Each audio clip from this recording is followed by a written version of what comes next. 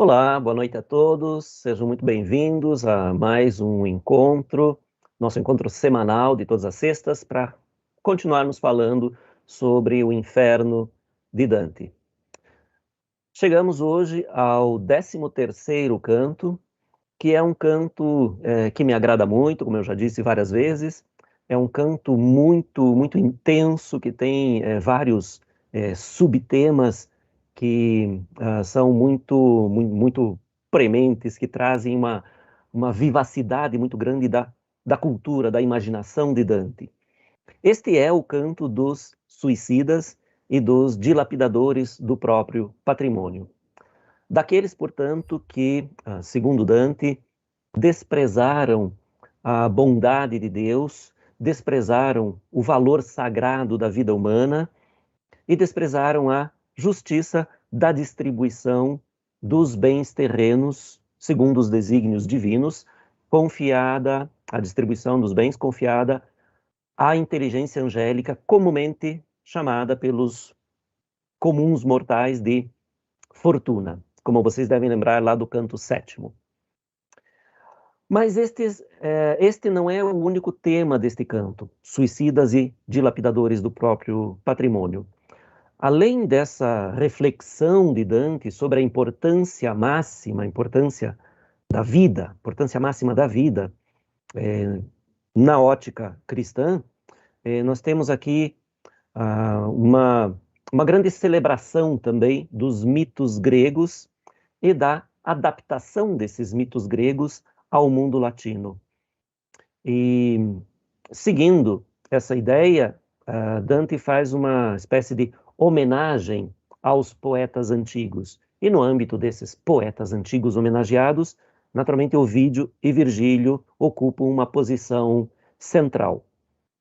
De Virgílio, por exemplo, Dante vai buscar na fonte da Eneida, especialmente no livro 3 da Eneida, um episódio de Polidoro, um episódio que ele reencena aqui nesta Floresta dos Suicidas. Polidoro é o príncipe troiano que foi filho de Príamo, que foi assassinado pelo rei da Trácia, o Polinestor, e foi enterrado sem ter passado pelos ritos fúnebres de praxe, e, portanto, sem ter um condicionamento adequado para que a sua alma descansasse no além. Polidoro se transforma num arbusto falante que Enéas vai encontrar lá na Trácia. Dante reencena esse episódio aqui, ampliando essa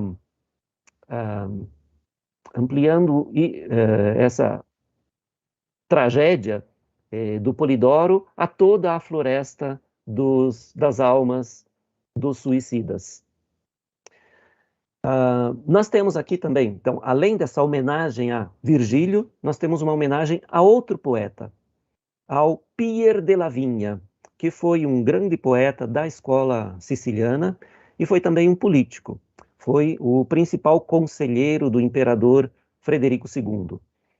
E Dante faz uma homenagem aqui a esse poeta, emulando inclusive o seu estilo poético. E além disso, nós temos, né, neste canto, o genial contrapasso, que é a lei do contrapasso, é aquela que determina a punição de acordo com o pecado, por analogia ou contraste com o pecado cometido. Então nós temos aqui um dos contrapassos mais geniais escogitados por Dante aqui no Inferno. Então, onde estamos? Estamos no 7º círculo, o círculo dos violentos, e se vocês lembram, lá do canto 11, nós vimos que o 7º círculo é subdividido em 3 zonas.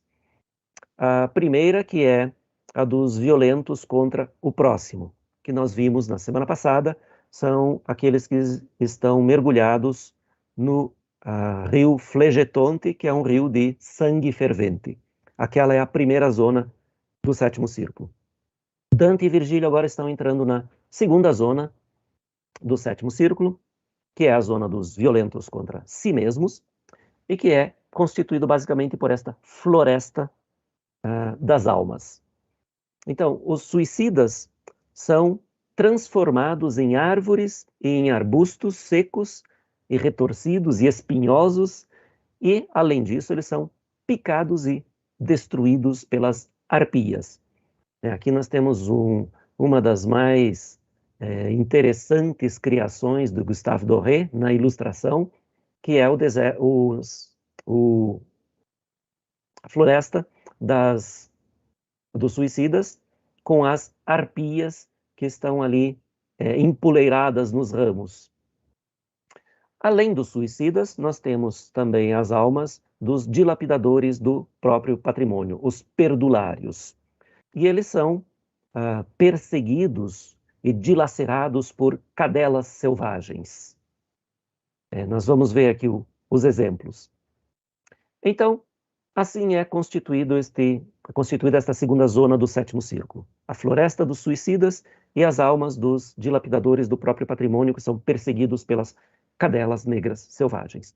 Então nós temos um canto também que tem uma maldade feminina aqui, porque nós temos como guardiãs da floresta as arpias, mas guardiãs que estão aqui também para infligir maior sofrimento a estas almas já sofrendo porque transformadas em vegetais. E nós temos as cadelas selvagens que perseguem as almas dos perdulários.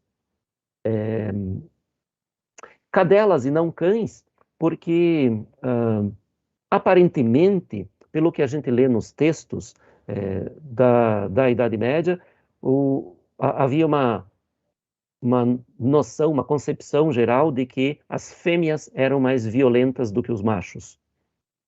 Então nós temos aqui as arpias, que são esse ser híbrido da outra criação genial da mitologia, não necessariamente grega, porque parece que as arpias são adotadas pelos gregos já de outras mitologias mais antigas, que vêm do Oriente.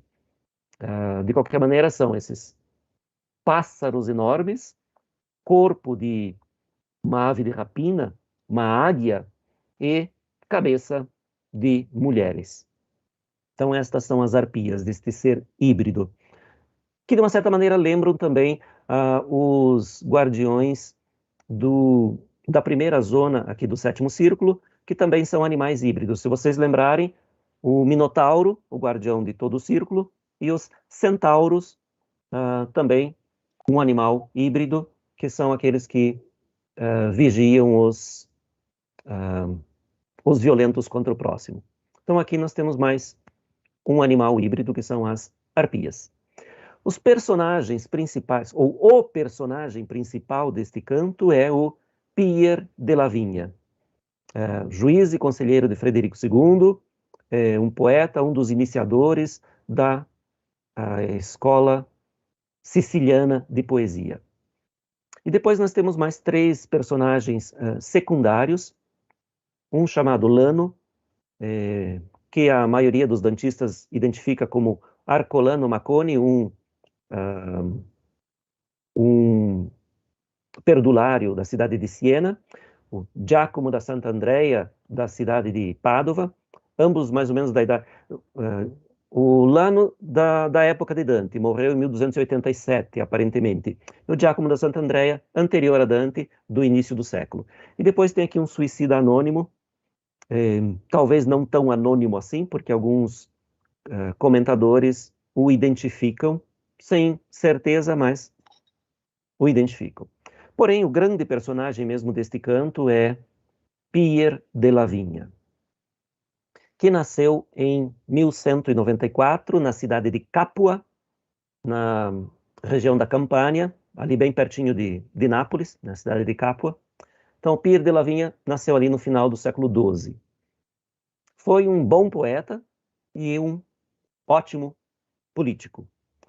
Embora tivesse origem humilde, ele conseguiu realizar o seu percurso de estudos até chegar à Universidade de Bolonha, em que estudou direito. E logo depois de ter concluído o seu curso universitário, ele consegue um posto na Magna Curia da administração imperial. E em 1220 ele se torna um dos tabeliães responsáveis pela correspondência do imperador Frederico II, responsável pela escrita das cartas, dos documentos, das proclamações, enfim, do imperador. E subindo na sua carreira, por seus méritos intelectuais, pela sua grande competência, ele logo se torna juiz imperial e depois logoteta, que é uma espécie de ministro, tesoureiro, administrador dos bens da corte imperial.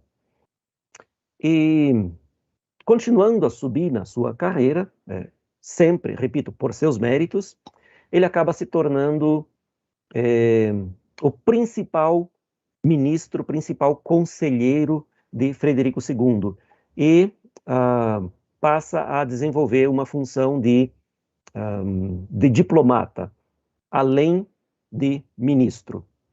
Então, o principal conselheiro de Frederico II. Mas, inexplicavelmente, inesperadamente, no ano de 1249, ele é preso e acusado de traição. Acusado de trapaça, de corrupção, de apropriação indébita, uma porção de coisas. E ele foi cegado, foi torturado na prisão. Alguns dizem, aqui começam a se multiplicar as versões. Até o momento da acusação de traição e da prisão, todos concordam unanimemente. A partir daí, algumas versões dos cronistas da época começam a se diferenciar. Alguns dizem que ele foi cegado na prisão, com um ferro em brasa. Outros dizem que foi em praça pública, para manifestar, para demonstrar o que acontecia com os traidores. E depois continuou na prisão. Outros dizem que ele foi solto, depois de alguns anos, alguns meses ou anos de prisão. O fato é que todos concordam também que ele se suicidou. Então, alguns dizem que na cadeia ele se suicidou batendo a cabeça contra a parede. Outros dizem que, sendo transferido de uma cidade para outra, com as mãos amarradas, saltou do cavalo a galope, caiu de cabeça no chão e morreu. Enfim, as versões aí variam bastante. Mas o fato é que todos concordam que ele foi preso, foi cegado, foi torturado e cometeu suicídio. Boccaccio diz que ele foi solto e que, não suportando a humilhação de ter sido acusado de traição, de trapaça, de corrupção, tendo sido privado da visão, empobrecido e humilhado, ele acaba cometendo suicídio quando já estava livre, não mais na prisão. Os motivos são também várias versões. Alguns dizem que houve uma questão de ciúmes entre ele e o imperador, que ele teve um caso com uma das mulheres do imperador, ou vice-versa, que o imperador se interessou pela sua mulher, 30 anos mais nova do que o Pierre de Lavigne. E há uma outra versão, inclusive, segundo a qual Pierre de Lavigne teria participado de um complô que visava o assassinato do imperador, Pierre de Lavigne, em conluio com o Papa Inocêncio IV, que era inimigo do imperador, que já o havia excomungado. A questão é, não há nenhum documento confiável sobre nenhuma dessas versões. Todas essas versões começaram a surgir a partir do texto de Dante aqui na Comédia. E nós sabemos, por comprovação documental de vários estudiosos de Dante ao longo dos séculos, que todos os episódios que Dante inclui na Comédia rendem depois muitas versões de pessoas ou bem intencionadas e mal informadas, ou mal intencionadas. E que há muitas versões que surgem, que pipocam a partir dos episódios de Dante e que não correspondem de maneira alguma à verdade. A maior parte dos dantistas defende a versão de que Pierre de Lavigna, sendo o homem forte, sendo o braço direito do imperador, decidindo ou executando ordens que naturalmente não poderiam agradar a todo mundo, acabou angariando muitos e profundos ódios de personagens importantes da corte. E por isso ele foi vítima de uma conjuração que unia inveja e desejo de vingança, e por isso ele foi acusado de traição e o imperador foi convencido, enfim, de que ele era um corrupto. Ele foi acusado, então, de corrupção, de trapaça, de enriquecimento ilícito, de legislar em causa própria, de beneficiar todos os seus parentes, o que aparentemente é uma interpretação irregular do fato de que ele, tendo começado sua carreira pobre, acabou enriquecendo porque sabia investir aquilo que ganhava. Isso é o que dizem alguns. Outros dizem o patrimônio não corresponde às possibilidades moralmente verificáveis. O fato é que o imperador foi convencido de sua culpa. E até onde eu consegui encontrar notícias, confesso que eu não pesquisei muito a fundo, mas o pouco que eu pesquisei, não encontrei nenhum documento que comprove qualquer tentativa de defender Pierre de Lavigna das acusações. Ninguém tentou defendê-lo. Então, a questão é mesmo polêmica. Fato é que Dante parece acreditar nele, acreditar na sua inocência e o defende aqui, parece defendê-lo aqui neste canto. Por que será? Bem, o motivo inicial é bastante óbvio. Pierre de Lavigna foi um político e foi também um grande poeta. Foi um poeta em língua vulgar, né? Um poeta da escola siciliana, que contribuiu a criar e a divulgar a escola siciliana, que é o primeiro movimento poético que nós podemos chamar de literatura nacional na Itália. E com alguma polêmica dos estudiosos, mas nós podemos chamar de literatura nacional no sentido de que era uma literatura que não copiava os motivos da literatura provençal, da literatura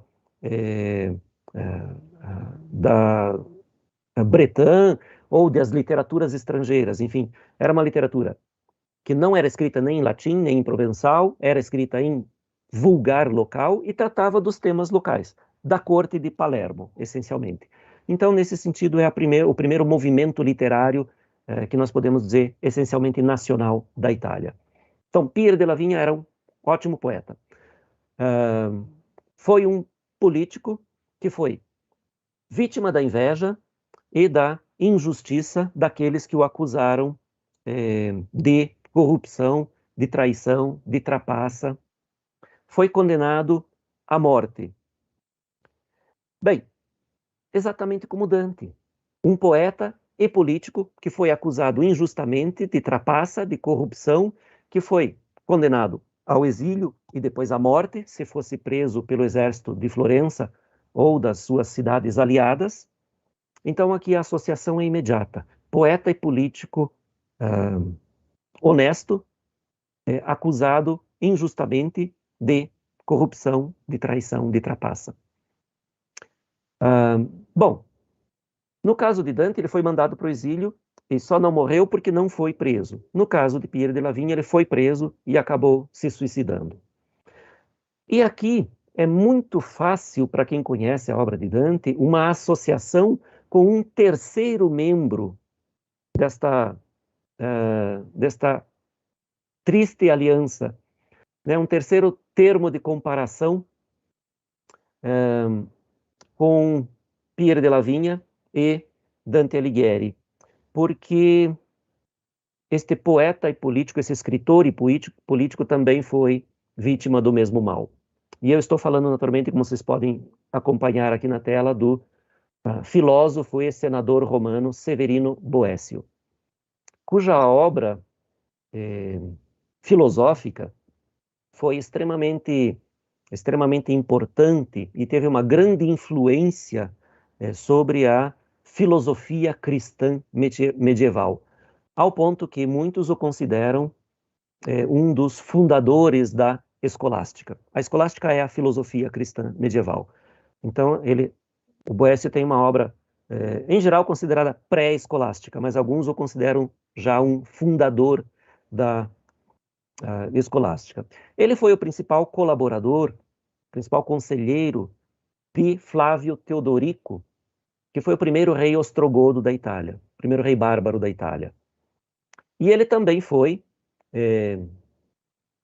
por seus méritos e pela sua fama, pela sua capacidade intelectual e diplomática, Boécio foi também cônsul da corte imperial de Constantinopla, o Império Romano do Oriente, cuja capital era Constantinopla. Boécio foi durante 15 anos, quase 15 anos, cônsul da corte imperial de Constantinopla no reino ostrogodo da Itália. Mas também, como Dante, também como Pierre de la Vigne, ele foi acusado de traição, de trapaça, de corrupção. E ele foi, inclusive, acusado de tramar um complô contra o rei Teodorico. Foi preso na cidade de Pavia, lá no norte da Itália. Só que ele não se suicidou. Ele, estando na prisão, busca transformar essa sua tragédia num momento de sublimação espiritual, de superação dessa tragédia contingente à vida terrena, que é a que menos importa, e na prisão ele escreve a sua grande obra, sua obra mais conhecida, que é o De Consolatione Philosophiae, ou sobre a consolação da filosofia. E ele acaba sendo executado em 1525 ou 26. Então nós temos aqui este trio de escritores políticos acusados injustamente, um é executado, o outro se suicida e o outro permanece, que é Dante, que acaba vivendo para contar a história. Boécio não aparece aqui no texto do Canto 13. Ele é só um pano de fundo, ou só uma presença que está latente, absolutamente latente aqui, porque ele é um termo de comparação perfeitamente análogo a estes outros dois, Pierre de la Vigne e Dante. Mas era preciso citar Boécio, porque Boécio é, por assim dizer, uma atitude, um comportamento positivo, comparando com Pierre de la Vigne, porque o Boécio foi executado, mas ele não se suicidou. Ele escreveu algo extremamente positivo a partir dessa sua experiência trágica. E o Pierre de la Vigne acabou, mesmo sendo cristão, acabou se suicidando.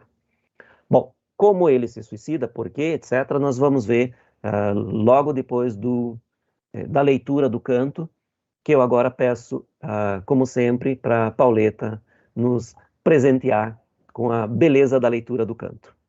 Eccomi. Até depois.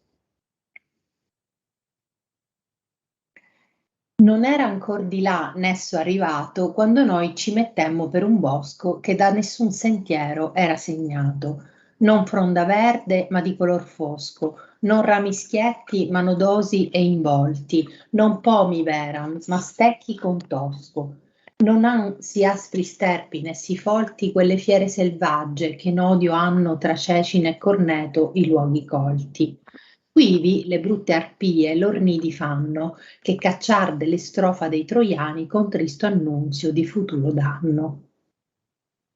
Ali annolate e colli e visi umani, pie con artigli e pennuto il gran ventre, fanno lamenti in sugli alberi strani, e il buon maestro, prima che più entre, sappi che se nel secondo girone mi cominciò a dire, e sarai, mentre che tu verrai, nell'orribil sabbione. Però riguarda ben, si vederai cose che torrien fede al mio sermone.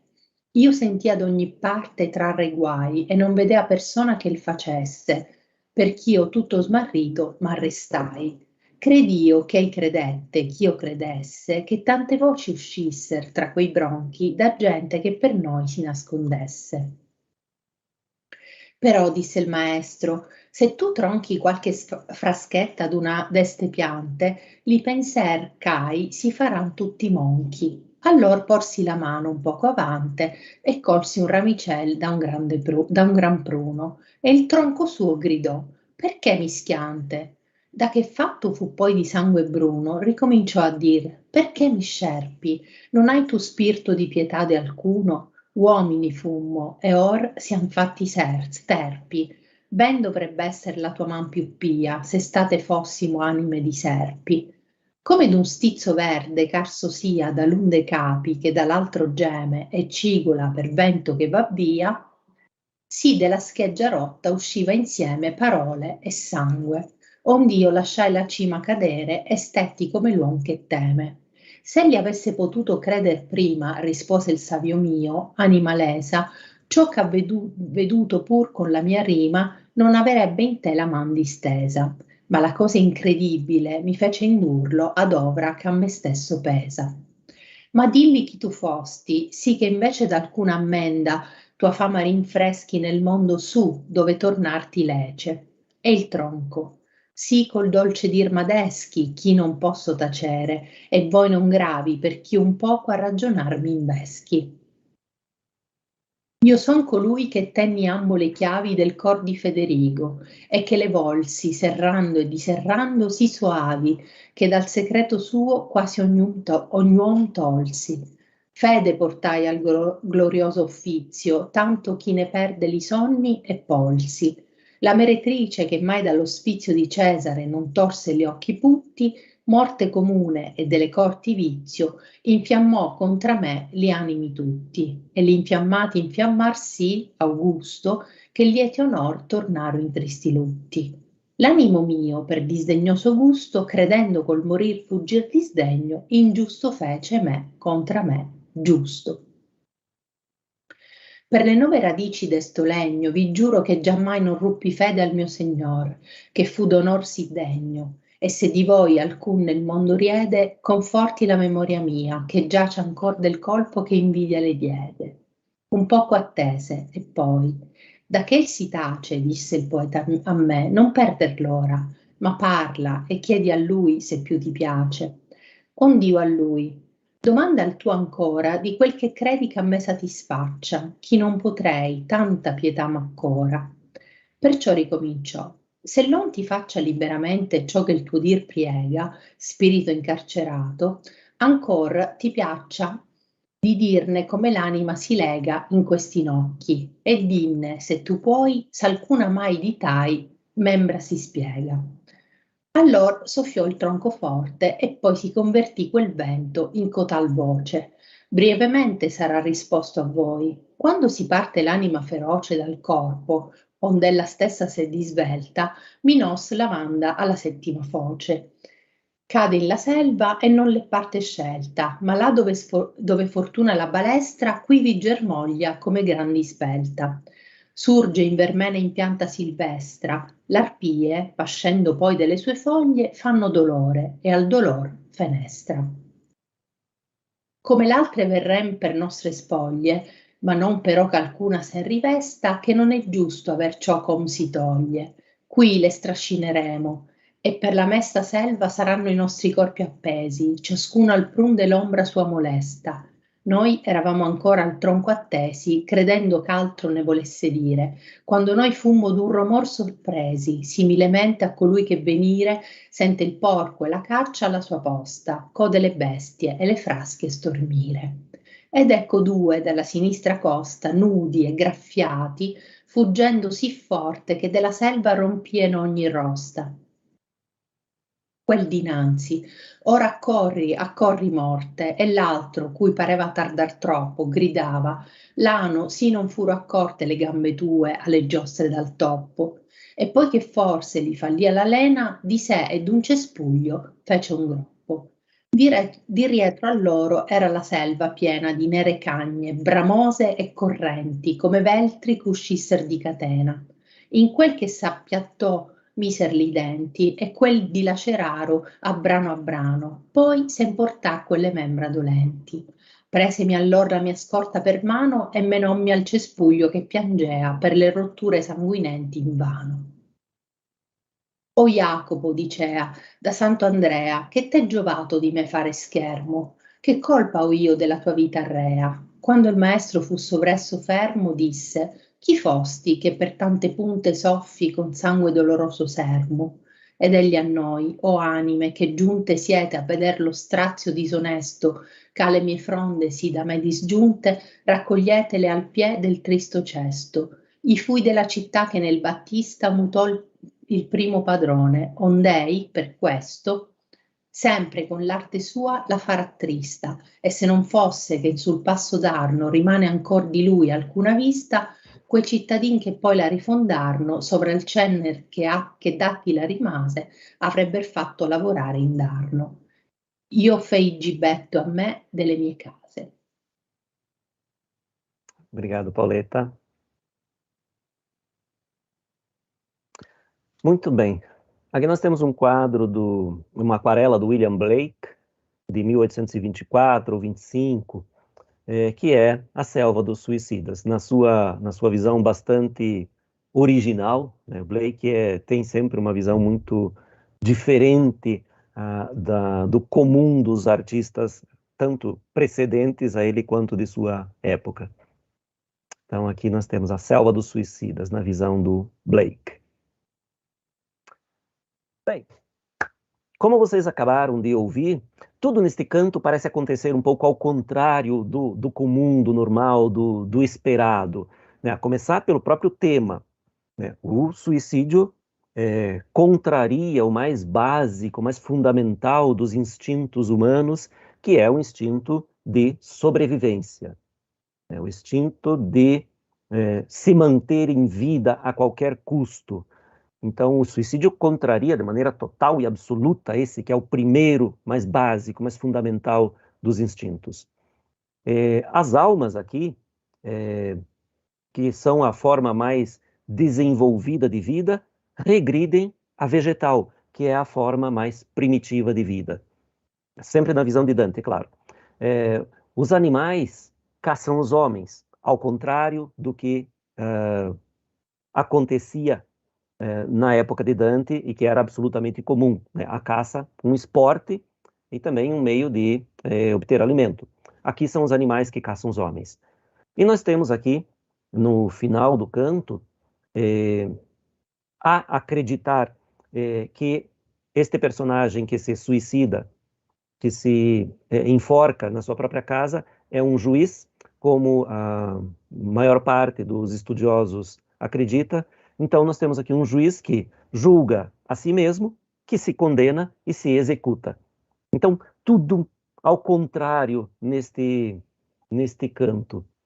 Nós vamos ver que, inclusive, a expressão linguística aqui tem esses contrários, né? Porque esse processo começa realmente aqui já nos primeiros versos, nesta descrição inicial, que é uma descrição, como eu coloquei ali na nota, centrada na negação, pela menção ao contrário. Então esta é uma figura retórica chamada antítese, unir os opostos, né, numa mesma ideia, numa mesma frase. Então a gente tem aqui Na verdade, nós temos um festival de figuras de linguagem, figuras retóricas, figuras de pensamento aqui neste canto.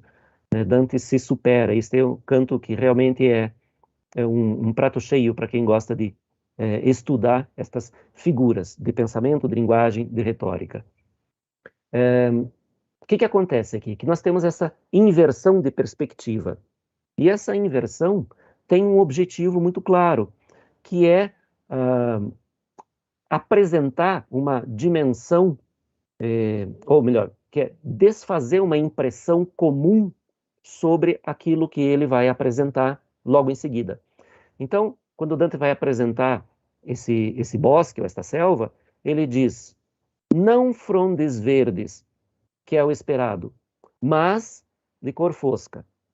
Não ramos direitos, que é o comum, mas nodosos e tortos. Não pomos, não frutos, mas espinhos com veneno. Então, ele dá uma impressão psicológica para o leitor, desfazendo a ideia inicial, a visão comum, o lugar comum de um bosque verde. Diz, não isto, mas aquilo. Não verde, mas fosco, de cor fosca. Então, a dimensão psicológica é colocada antes da real descrição. E sempre baseado na antítese, na negação, na associação de opostos. Então, como começa? Ele diz, não tinha ainda lá Nesto chegado quando nós entramos por um bosque que por nenhuma trilha era marcado. Não frondes verdes, mas de cor fosca. Não ramos direitos, mas nodosos e tortos. Não pomos havia, mas espinhos com veneno. Então, aqui é esta figura chamada antítese. Temos mais uma figura aqui que é... para quem gosta dos nomes estranhos das figuras, zeugma. O que é um zeugma? É quando a gente tem a supressão de uma palavra, normalmente um verbo, mas pode ser outra, que fica subentendido. Então aqui nós temos não frondes verdes, não havia frondes verdes, mas havia frondes de cor fosca. Não havia ramos direitos, mas havia ramos nodosos e tortos. Não pomos, havia. Somente aqui aparece o verbo. Então, nós temos aqui um zeugma que se abre para todas as outras partes da frase. Então, uma antítese e um zeugma. Daí ele diz, não tem tão rudes espinheiros, nem tão densos aquelas feras selvagens que em ódio têm os lugares cultivados entre Cécina e Corneto. Cécina e Corneto são duas cidades. Cécina é um rio, e daí tem uma cidade com o mesmo nome, e Corneto, duas cidades no tempo de Dante consideradas, ou lugares considerados muito primitivos, muito selvagens, pantanosos e com uma vegetação bastante densa e bastante híspida. Então é assim que ele começa a descrever o bosque, né, como um bosque difícil de atravessar, de ramos secos, tortuosos, espinheiros, uma selva, uma floresta, um bosque bastante híspido, de qualquer maneira. E aqui ele introduz as arpias. Então, aqui as brutas arpias seus ninhos fazem, que expulsaram das estrófades os troianos com um triste anúncio de futuro dano. Então, aqui começa a referência, que é ao mesmo tempo uma homenagem a Virgílio. Este episódio que Dante traz à memória aqui, das arpias que expulsaram os troianos das ilhas Estrófades, está narrado lá no terceiro livro da Eneida. Quando Enéas e seus companheiros, que haviam acabado de deixar Troia em chamas, estavam na sua peregrinação em busca da cidade, em busca de um lugar para fundar uma nova Troia. E eles acabam aportando as ilhas Estrófades, onde habitam as arpias, e lá eles matam bois, que eram sagrados para as arpias, mas eles não sabiam. Eles matam esses bois e os preparam para a refeição. Mas aí as arpias os atacam e defecam repetidamente sobre a mesa e sobre os homens. Eles atacam as arpias com as espadas, mas elas são imunes às espadas, e elas desaparecem. Aí, novamente, eles arrumam a mesa para comer, vêm as arpias, defecam sobre mesa e soldados, de maneira que eles não conseguem comer, eles têm que fugir. E quando eles estão fugindo, uma das arpias, Seleno, faz uma profecia de que eles vão ainda sofrer uma grande fome antes de chegarem a seu destino final. Então esse é o episódio lá do livro 3 da Eneida que Dante recorda aqui. E depois ele descreve as arpias. Asas têm largas, pescoços e rostos humanos, pés com garras e penoso o grande ventre. Lançam lamentos sobre as árvores estranhas. Bom, aqui nós temos uma representação ali das arpias numa ânfora etrusca de aproximadamente 510 a.C. Essa ânfora se encontra no British Museum de Londres, e nós vemos ali a representação, então, da arpia, este corpo de uma ave de rapina com cabeça humana, feminina. E o bom mestre, antes que tu entres, saiba que estás no segundo giro do 7º círculo, começou a me dizer, e estarás enquanto não chegarás no horrível areal. Por isso, preste atenção, verás coisas que negariam fé ao meu sermão.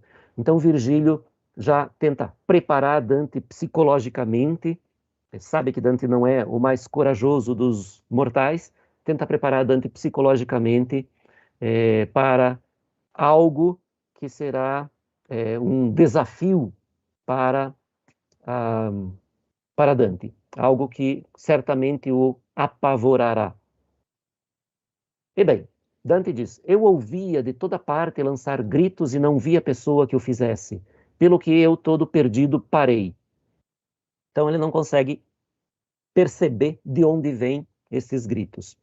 E aqui Dante, como vocês devem ter percebido na leitura, há vários momentos em que há a repetição de mesmos radicais de palavras, ou o uso de palavras iguais com sentidos diferentes, ou muito próximas, enfim, que dão uma sonoridade muito especial, né?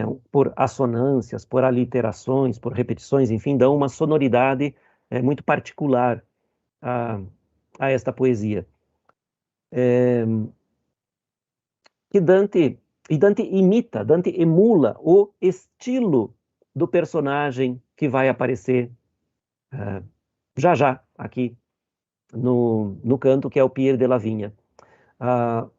Quais são algumas das características que nós vemos aqui já neste verso?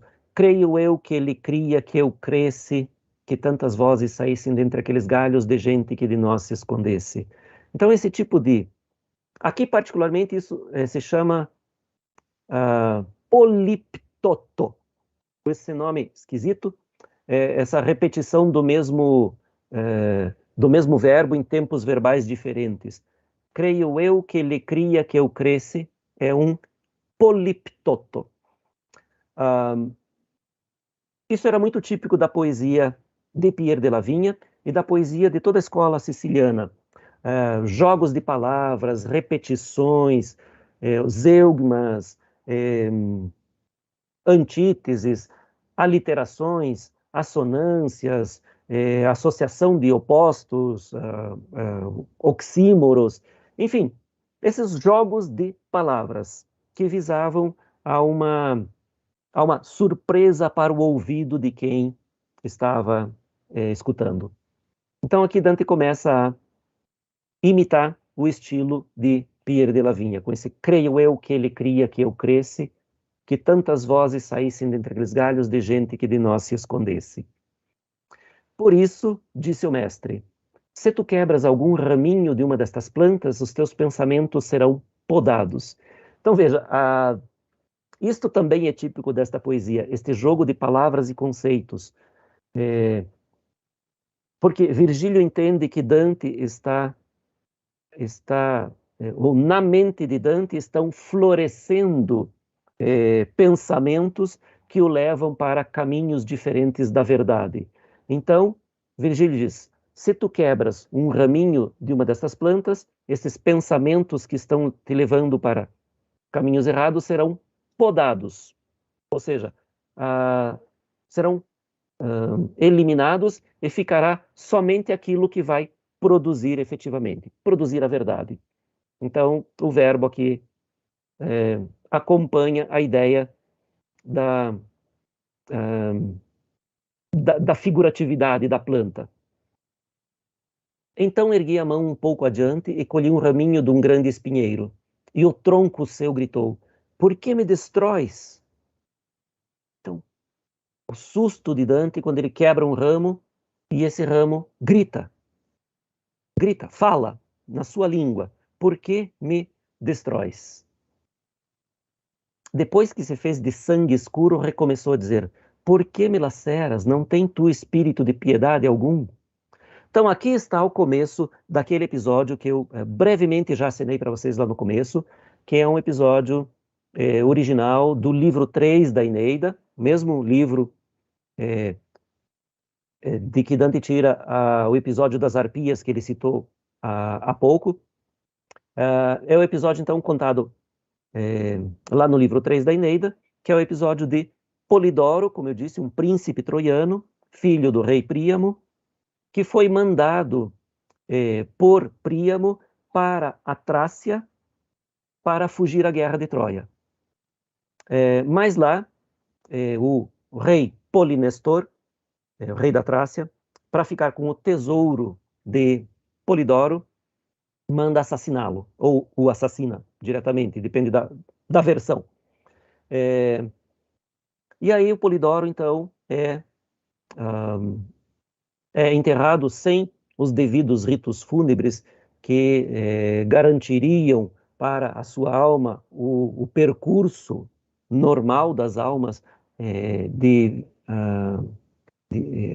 até o submundo. Ele é enterrado meio de qualquer maneira, sem os ritos fúnebres comuns, e então cresce sobre ele um arbusto, um mirto, e por uma daquelas extremas coincidências que acontecem na literatura, Enéas, quando chega na Trácia, querendo ali fundar uma nova cidade, uma nova Troia, Enéas vai colher alguns ramos desse arbusto, deste mirto, uma planta sagrada a Vênus, a quem ele vai dedicar um sacrifício. Então ele vai colher alguns arbustos para ornar o altar do sacrifício. E aí esse ramo começa a sangrar e depois ele ouve uma voz que não sai diretamente da ponta deste ramo, como aqui em Dante, mas ele ouve esta voz que vem de baixo, ele vem da planta, e é a voz de Polidoro que lhe conta a sua história e que aconselha Enéas a fugir daquela terra maldita. Então, ali está o episódio todo.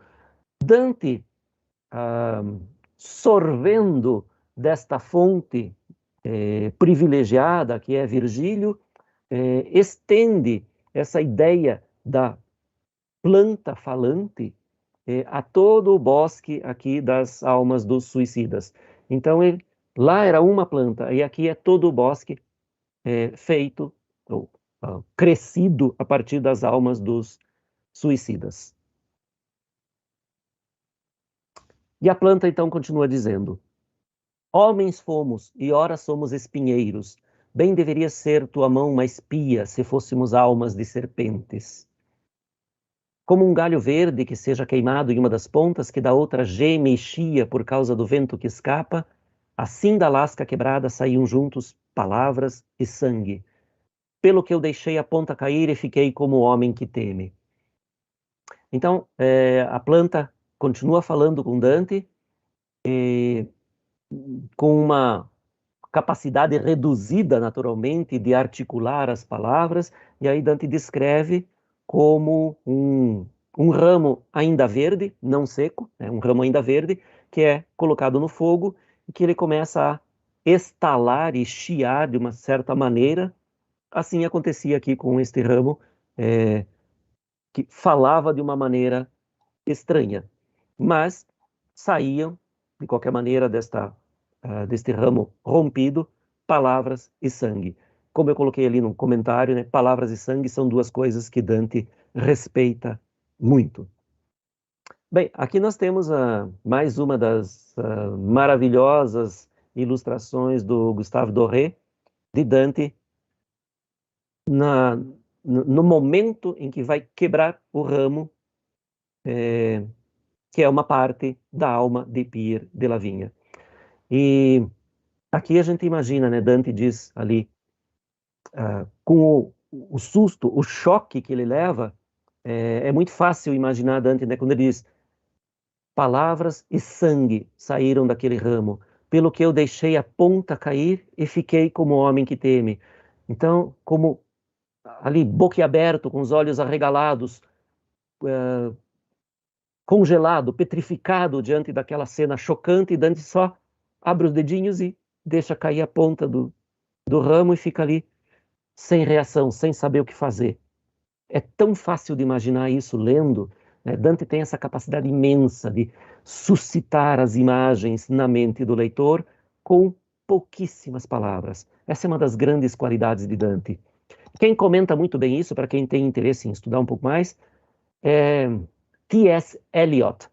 Em um texto em que ele analisa o inferno, o título é Inferno. Em inglês mesmo, Inferno. A palavra inferno usada em inglês é o título do ensaio do T.S. Eliot, e ele analisa muito bem essa capacidade de Dante de tornar visual um conceito, uma ideia mais complexa, mas também de suscitar na mente do leitor imagens com um toque, com 2, 3 palavras.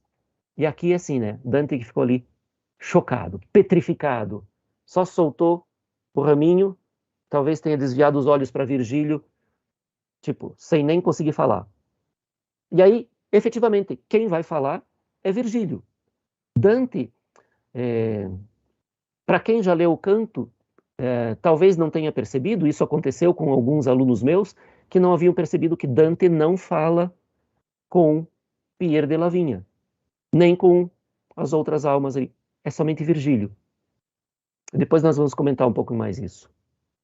E aí Virgílio então diz: se ele pudesse acreditar antes, respondeu meu sábio, alma lesada, naquilo que viu também com a minha rima, não teria sobre ti a mão tesa. Mas a coisa incrível me fez induzi-lo à ação, que a mim também pesa. Então Virgílio tenta justificar, tenta desculpar Dante por ter feito isso, por ter quebrado o ramo, que naturalmente é uma parte deste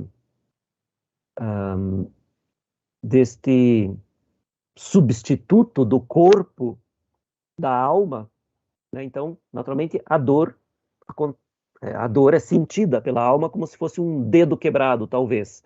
Então, Virgílio tenta desculpar Dante por esse ato de agressão, mas ele diz que, mesmo sendo ele, Virgílio e Dante, tendo todo o respeito que tem, teria sido muito difícil para Dante acreditar somente na palavra de Virgílio. Então, Virgílio acha que ele precisava ver efetivamente, fazer a experiência para poder acreditar. E aí ele diz, aqui tem um anacronismo na fala de Virgílio, né? Diz, aquilo que ele viu com a minha rima. Na verdade, não era rima, né? A poesia, tanto a grega quanto a latina, não se baseava em rima, né? Se baseava em quantidade de sílabas longas ou curtas, no ritmo, mas não na rima. A rima, quando acontecia, era casual, ocasional. A poesia latina, assim como a grega, não se baseava em rima. Então, quando Virgílio diz aqui rima, é um uso anacrônico que Dante faz da expressão. Então é isso, né? Virgílio diz, a coisa incrível me fez induzi-lo à ação que a mim também pesa.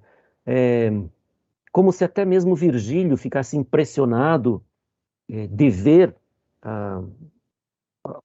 realmente presenciar aquilo que ele havia descrito como uma simples fantasia, como uma criação fantástica no seu poema. E aí, para compensar esse sofrimento que, por culpa de Virgílio, Dante infligiu a essa alma, Virgílio promete uma recompensa, dizendo: mas diz-lhe quem tu foste, que compensará com algum remédio a tua fama refrescando no mundo lá em cima, onde tornar poderá. Então, esta é a promessa que Dante e Virgílio farão a muitas almas ainda ao longo do inferno, de refrescar a fama, ou de reabilitar a fama dessa alma, quando Dante voltará ao mundo dos vivos. E esta alma não perde tempo, aproveita, colhe a ocasião e aproveita a oferta de Virgílio e diz: com tão doce falar me seduzes que eu não posso calar, e a voz não pese que eu um pouco a discursar me alongue. Então vejam que esta proposta imediatamente cessa os lamentos, a reclamação, enfim, os lamentos mesmo de sofrimento desta alma, e ela começa a falar de uma maneira totalmente diferente. Muda a maneira, muda o sentimento, muda a postura da alma. E ela diz, com tão doce falar, então a promessa de Virgílio é algo muito apreciado, doce. Que essa alma parece ter adorado a promessa de Virgílio, de que Dante vai reabilitar a sua alma ou refrescar sua fama no mundo dos vivos. E aí, finalmente, ele começa a se apresentar. Eu sou aquele que teve ambas as chaves do coração de Frederico e que as girou cerrando e descerrando tão suaves que do seu íntimo quase todos excluí. Então ele diz, aquele que teve ambas as chaves do coração de Frederico, aquele que esteve mais próximo, que foi mais íntimo do imperador, que conhecia o coração, os desejos mais íntimos do imperador Frederico II, e que girou essas chaves, cerrando e descerrando, de maneira tão suave que jamais agrediu o imperador. Foi tão suave que acabou se tornando o mais íntimo, o preferido do imperador, de maneira que o imperador Frederico deixou em segundo plano todos os outros. Então, eles quase, do seu íntimo, quase todos excluí, porque ele logo se tornou o preferido do imperador. Pela sua capacidade intelectual, pela sua competência, pela sua capacidade como diplomata, né? Então, se tornou o primeiro, preferido. E aí ele diz, fé mantive ao glorioso ofício, tanto que aí perdi o sono e o pulso. Ou seja, me dediquei completamente ao glorioso ofício, a ponto de perder o sono e perder o pulso, perder a saúde, totalmente, dedicando sua vida totalmente ao glorioso ofício de servir ao imperador. Então, manifesta com veemência sua honestidade, sua fidelidade. E aí explica o que aconteceu. A meretriz que jamais da corte de César tirou os olhos impudicos, morte comum e das cortes vícios, inflamou contra mim os ânimos todos, e os inflamados inflamaram tanto Augusto que a lei da honra tornaram tristes lutos. Então, a meretriz das cortes e morte das pessoas comuns é a inveja. Né? A inveja que personificada odeia o bem dos outros e deseja o mal de todos. Então, foi por inveja que ele foi falsamente acusado, que aqueles todos que o invejavam inflamaram os ânimos do imperador, tanto que Frederico II acreditou nas calúnias e se virou contra o seu conselheiro, seu ministro preferido. E continua Pierre de la Vigne: o ânimo meu, por desdenhoso gosto, crendo com a morte fugir ao desdém, injusto me fez contra mim injusto. Então, o ânimo meu, por desdenhoso gosto, crendo com a morte fugir ao desdém, injusto me fez contra mim injusto. Em italiano soa muito melhor, né? Claro, por causa do jogo de palavras, que é justamente aquilo que eu falei, né? É um texto, aqui nós temos, por exemplo, a meretriz inflamou contra mim os ânimos todos, e os inflamados inflamaram. É mais um poliptoto, né? Aquela figura de linguagem que é a repetição da mesma raiz, com as declinações variando. Então nós temos aqui as assonâncias, as aliterações, as repetições, que são típicas do estilo do Pierre de la Vigne e, de modo geral, de toda a escola siciliana. É algo que depois o Barroco vai utilizar muito, né? O Barroco, séculos depois, né, vai tipificar muito bem todos esses jogos, essas oposições, os oxímoros, as antíteses, né? Vai desenvolver muito isso. Mas aqui já eram bastante comuns. Bom, o que ele diz então aqui? O meu ânimo, e ânimo, Dante explica no Convívio, é a parte racional da mente, intelecto e vontade. E aqui entende-se que a vontade sobrepujou o intelecto. Qual vontade? Quando ele diz o ânimo meu, a vontade acima do intelecto, crendo com a morte fugir ao desdém, ao desprezo, seja do imperador, seja de todos aqueles que presenciaram a humilhação de Pierre de la Vigne, porque ele foi considerado traidor, corrupto, trapaceiro. Então, a vontade dele era de se subtrair a essa impressão, tanto do imperador quanto do povo em geral. Se ele tivesse usado o intelecto mais do que a vontade, ele não teria se suicidado, porque o intelecto lhe teria dito, teria feito compreender que o pecado do suicídio era muito pior do que a vergonha da acusação. Mas, como aparentemente a vontade sobrepujou o intelecto, a vontade de se subtrair a essa impressão geral fez com que ele se suicidasse.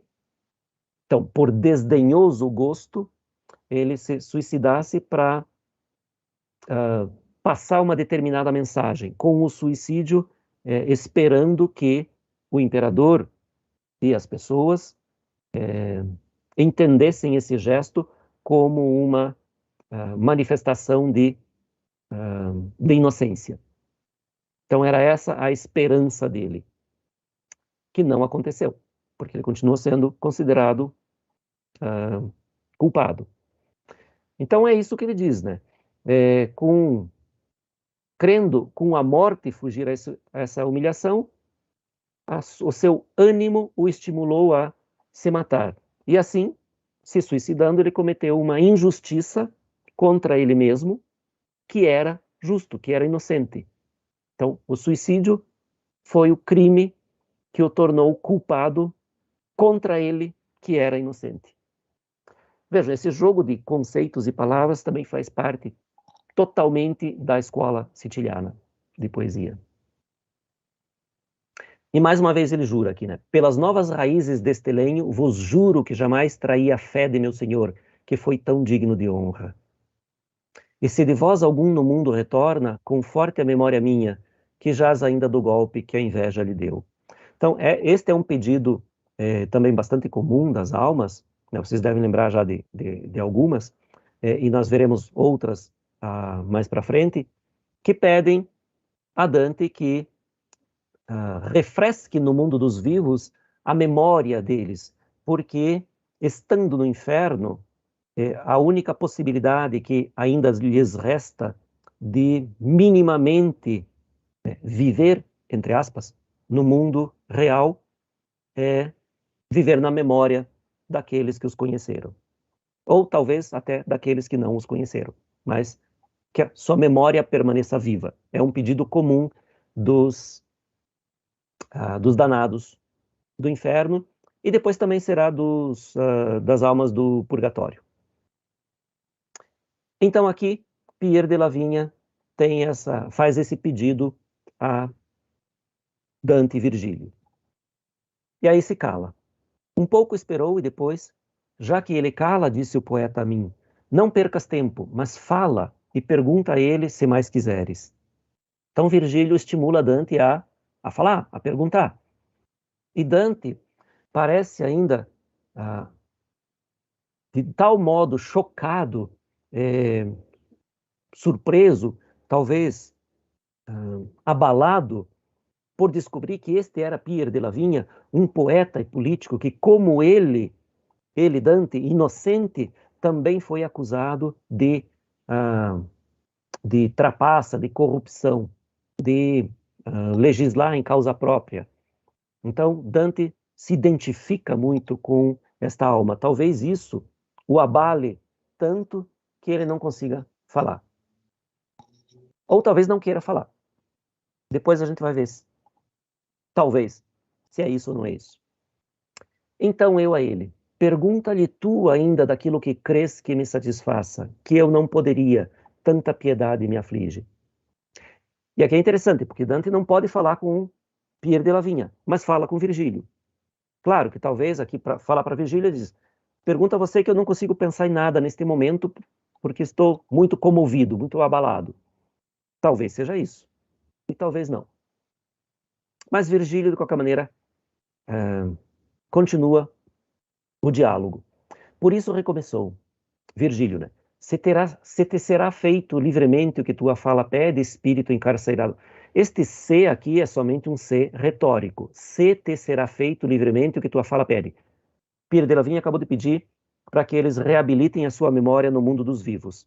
E Virgílio diz, sim, isto será feito. Então este se é só retórico, não é um condicional, tá? Ele está afirmando o que vai ser feito. E daí ele diz, queiras ainda dizer como a alma se liga nesses nós, e diz-nos, se podes, se alguma de tais membros se desliga. Então aqui, como Dante não fala, e atribui a Virgílio a responsabilidade de fazer alguma pergunta que Virgílio imagine que agradaria a Dante, Virgílio pergunta sobre algo que ele tem certeza que é do interesse de Dante, sobre um dogma da religião cristã, que é o dogma da ressurreição dos corpos. Então Virgílio pergunta a esta alma, primeiro, como é que a alma está embutida nesta forma vegetal. E depois, se alguma alma vai se desligar desta forma vegetal depois do fim dos tempos, depois do juízo final. Estas são as duas questões. E aí Pierre de Lavigna vai responder.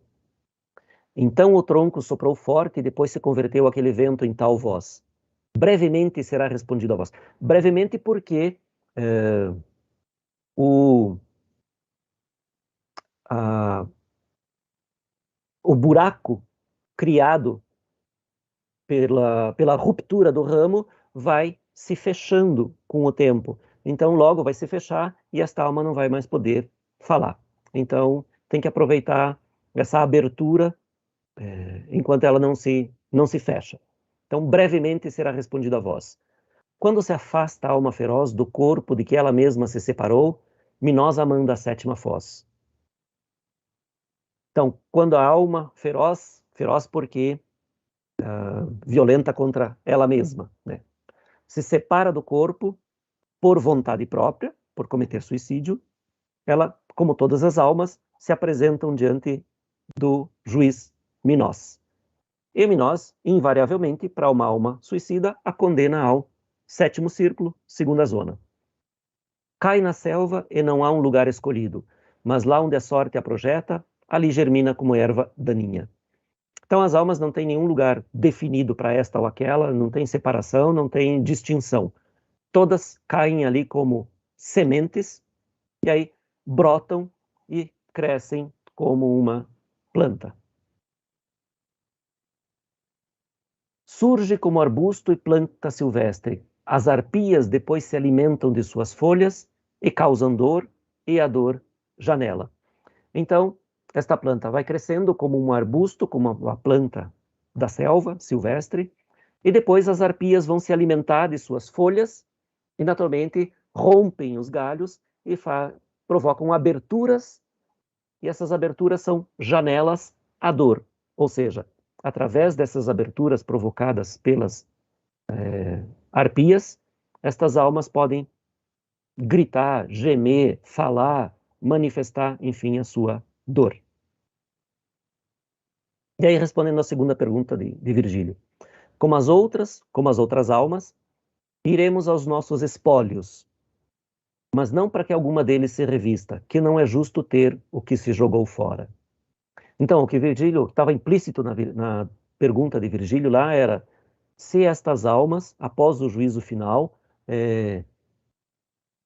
retornariam aos seus corpos e aos espólios aqui, né, aos corpos que ressuscitarão. E ela diz, sim, como as outras almas, nós iremos até o vale de Josafá, que é onde ocorrerá o juízo final, e lá nós recuperaremos os nossos corpos. Mas não para revesti-los, porque não é justo que a alma recupere, que tenha novamente aquilo que ela jogou fora. Então, o que vai acontecer? Ela explica, aqui os arrastaremos, e pela mesta selva serão os nossos corpos pendurados, cada um ao tronco de sua sombra molesta. Então vejo que é genial esta ideia de Dante, porque segundo a dogmática da religião cristã, após o juízo final, em que todas as almas serão julgadas, os corpos ressuscitarão e todas as almas se reunirão aos corpos. Todas. Paraíso, no inferno, todas. Exceto as almas dos suicidas. Por quê? Porque eles mataram o corpo. Então eles não vão ter reunidos novamente alma e corpo. As almas permanecerão como uma árvore, como um vegetal, e os corpos ficarão pendurados nos galhos. Então não vão se tornar novamente uma coisa só, um ser híbrido, corpo e alma, mas vão ficar pendurados. Por que é tão genial essa criação de Dante? Bom, aqui tem a ver com a ideia de Dante da infusão, da criação da alma humana. Da criação da alma humana. Então vejam, aqui, eu vou ler, depois eu comento aqui. A punição eterna dos suicidas tem a ver com a prerrogativa mais fundamental dos seres humanos, que lhes dá efetivamente a humanidade e os diferencia dos outros animais. A alma racional, a dimensão divina no corpo animal. Então é exatamente isso. Dante entende que aquilo que nos diferencia, nós humanos, de todos os outros seres vivos, é o fato de que nós tenhamos uma alma racional. Portanto, temos uma inteligência superior. Para Dante, a inteligência, a nossa inteligência é o dom divino que nos liga diretamente a Deus, que nos torna parte animais e parte divinos, portanto, nos associa diretamente a Deus. Bem, como acontece o processo de criação da alma?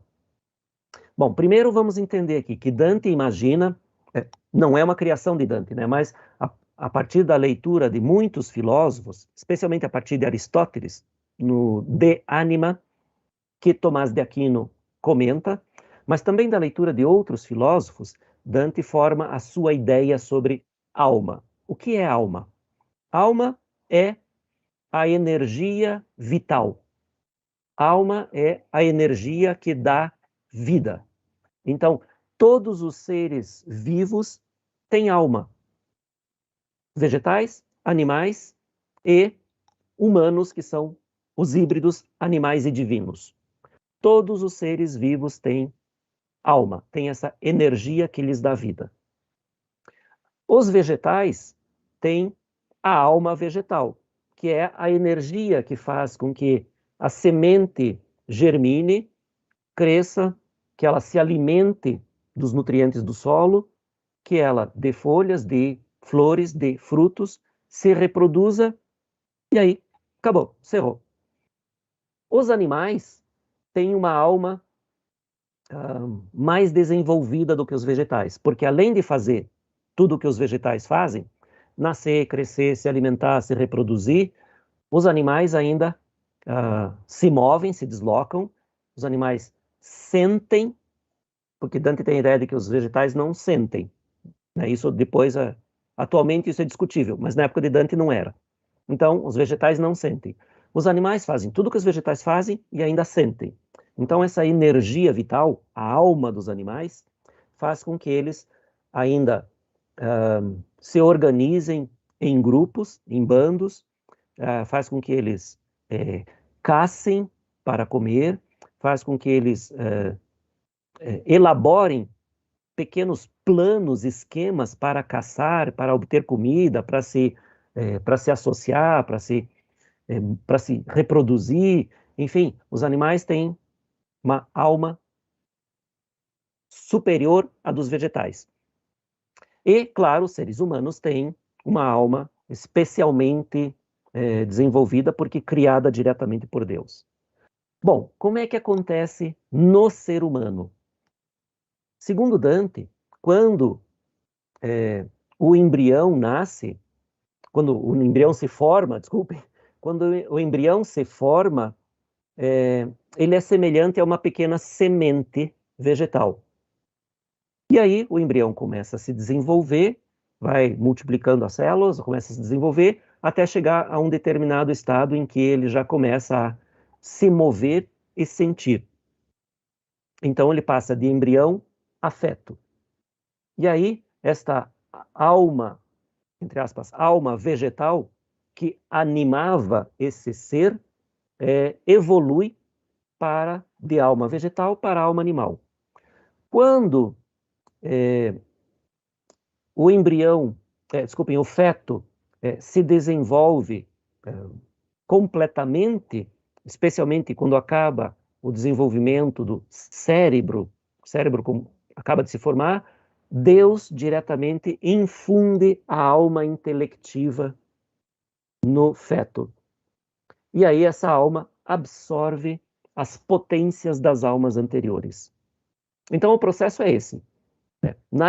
Nasce-se com uma espécie de alma vegetativa, que evolui para sensitiva ou animal, e quando o complexo orgânico animal está completo, Deus infunde a alma racional ou intelectiva, que absorve todas as potências anteriores. Tá. O que acontece com os suicidas? Eles rompem por vontade própria esse vínculo que Deus estabeleceu entre o humano e o divino. Eles matam o corpo, a parte animal, a parte intermediária. E, como acabei de explicar, sendo a infusão da alma racional condicionada à perfeição orgânica animal, esse vínculo não poderá ser reconstituído, não poderá ser recomposto, porque a alma nos seres humanos não passa diretamente daquela fase vegetativa à fase racional. Ela não passa diretamente. Tem um intermediário que é o animal. Se o suicida matou o animal, ele separou definitivamente o vegetal do intelectual. Então, depois do juízo final, essas duas instâncias, o vegetal e o intelectual, estarão contraídas nesta forma intelectual, como dizer, essa forma intelectual moldada como um vegetal. Então, alma vegetativa e alma racional estão juntas e o corpo fica de fora. Esta instância intermediária, que é o corpo, que é a parte animal, vai ficar pendurada nos ramos da alma planta. Então é isso, é uma regressão da alma, que é a parte mais desenvolvida, a forma de vida mais desenvolvida, regride à forma primitiva de vida, que é o vegetal. Então a alma se torna um vegetal e o corpo pendurado nos seus galhos. Essa regressão, para Dante, é a perda definitiva da humanidade. A perda definitiva do sentimento e da completude do ser humano, porque ela mesma decidiu romper esse vínculo. Então, isto é genial da parte de Dante, uma concepção, embora mal explicado, espero que vocês tenham entendido, que é justamente essa ideia, essa punição das almas, que tendo rompido esse vínculo estreito entre corpo e alma, esta união desejada e realizada por Deus entre forma primitiva de vida que evolui para uma forma intermediária e que Deus completa com a forma avançada, superior, quando a inteligência desta forma superior se volta contra si mesma, elimina o corpo animal, as duas outras formas se unem numa forma vegetal, que vai ser a definitiva. Então, eles têm uma condição especial, única, entre todas as almas. Jamais vão se reconstituir como corpo e alma. Bem, aqui acaba o episódio de Pierre de la Vigne. Quer dizer, acaba pela primeira vez. Vai acabar de novo. Quando nós acabarmos o canto, nós vamos voltar para essa questão do Pierre de la Vigne. Então, não fujam quando nós acabarmos o canto, porque nós temos um segundo final. Mas aqui muda o tema. Nós estávamos ainda atentos ao tronco, crendo o que mais queria nos dizer quando fomos por um barulho surpresos. Semelhante àquele que vir ouve o porco selvagem, né? Uma caça, e os que lhe dão caça, que ouve as feras e os galhos farfalharem. Então Dante e Virgílio estavam ainda prestando atenção em Pierre de la Vigne, esperando que ele falasse algo mais, mas de repente um barulhão na selva, no bosque, em torno deles, como quando há uma caçada aos porcos selvagens, aos javalis, que vêm os javalis ou os porcos selvagens, os cães atrás, os cavaleiros ou os homens a pé, enfim, quebrando galhos, destruindo alguns, aquela barulheira toda. Então assim eles ouvem, e isso naturalmente desvia a atenção deles. E aí Dante olha e vê dois sujeitos correndo a toda velocidade pelo meio desse bosque denso e híspido. Eis dois, do lado esquerdo, nus e arranhados, fugindo tão rápido que da selva rompiam toda a galharada. Então eles vêm quebrando tudo para fugir de algo. Do quê? Assim, aqui nós temos mais uma ilustração, né, do Gustave Doré, em que nós temos ali duas figuras humanas correndo em meio às figuras mistas das árvores com faces humanas, com certos membros ali que parecem humanos. Então vem os dois correndo ali. Aquele da frente, vem, vem, morte! E o outro, que parecia demorar demais, gritava, Lano, não foram tão ágeis as tuas pernas no torneio do topo. Então vejam que aqui é como se este que vem na frente pedisse socorro, mas para quem ele pede socorro? Não há socorro no inferno. Então o que ele diz? Vem, vem, morte. Como se a única possibilidade que ele tivesse de escapar seria uma nova morte, uma segunda morte. E não é o primeiro e nem vai ser o último destes danados do inferno que sugerem essa ideia de que gostariam de morrer novamente, de ter uma segunda morte para escapar desta situação em que se encontram aqui. Bom, aqui as referências nos levam a acreditar nos comentadores que identificam este Lano como Arcolano Maconi, porque a referência ao torneio do topo, na verdade, é uma batalha que eles costumavam chamar também de torneio, de uma maneira um pouco irônica, um pouco séria. Muitos se referiam a batalhas como torneios. Então aqui a referência é provavelmente a uma batalha que ocorreu entre duas cidades toscanas, Siena e Arezzo, e um morto nesta batalha foi um tal de Arcolano Maconi. Então, provavelmente é este o personagem a que se refere. Um ilustre desconhecido, não fosse o fato de estar aqui na comédia. A propósito disso, eu vi depois de concluído o canto na semana passada, que o nosso... que quando eu comentei sobre o Lampião, eu tive lá uma manifestação que dizia mais ou menos assim, somente um não nordestino pode pensar algo assim sobre Lampião. E depois eu fiquei pensando nisso, e realmente eu acho que quem comentou lá tinha razão. Foi a minha visão de não nordestino que me levou a fazer uma comparação imprópria. Então, aproveito aqui para falar disso, porque me parece que fiz uma comparação errada lá. O que eu estava pensando, na verdade, lá quando eu falei de dois bandidos da Toscana, que Dante cita ali no final do Canto dos Violentos, é que eles não seriam lembrados e conhecidos, não fosse por terem sido imortalizados ali por Dante no final do Canto 12. E aí eu falei mais ou menos como Lampião, que eu imagino que daqui a 2 séculos não seria lembrado, e o que eu pensei foi, não seria lembrado se a sua história não tivesse sido escrita e contada, fotografada, enfim, contada em filmes, em livros, em literatura de cordel, em música, etc. Então,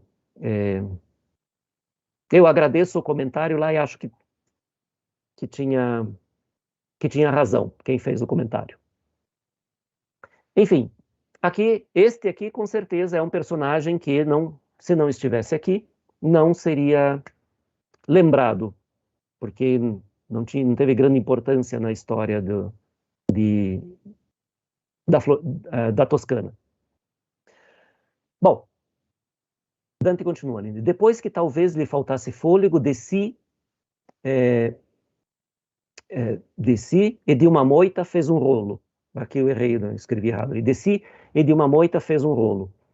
Atrás deles estava a selva cheia de negras cadelas, ávidas correndo como galgos soltos da corrente. Então aqui eles são perseguidos. Agora que Dante vê por que eles estavam correndo, destruindo toda a galharada destas almas vegetais aqui. Negras cadelas os estavam perseguindo. Naquele que caiu meteram os dentes e o dilaceraram pedaço por pedaço e o levaram embora os membros dolentes. Tomou-me então minha escolta pela mão e me levou ao arbusto que chorava pelas feridas sangrentas em vão. Então vejam, aquele que caiu em cima de uma moita ali, destruiu a moita, despedaçou a moita e as cadelas o abocanharam e o dilaceraram. E aí cada uma foi para um lado levando um pedaço dessa alma.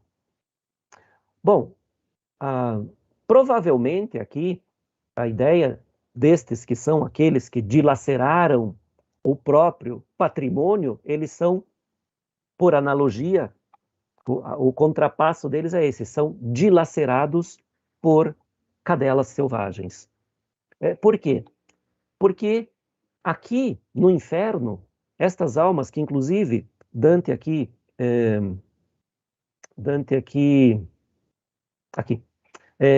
enfatiza, eis dois do lado esquerdo nus e arranhados.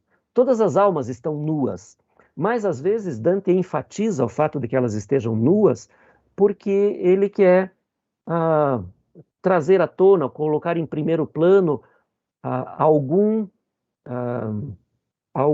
elemento, alguma questão ligada a essa nudez. Então aqui o fato de que estas almas não têm nenhum patrimônio, nenhuma posse. O único patrimônio, entre aspas, que elas têm é a própria forma corporal da alma. Então, estas almas que dilaceraram o próprio patrimônio, têm aqui o único seu patrimônio dilacerado também. Então, um contrapasso por analogia.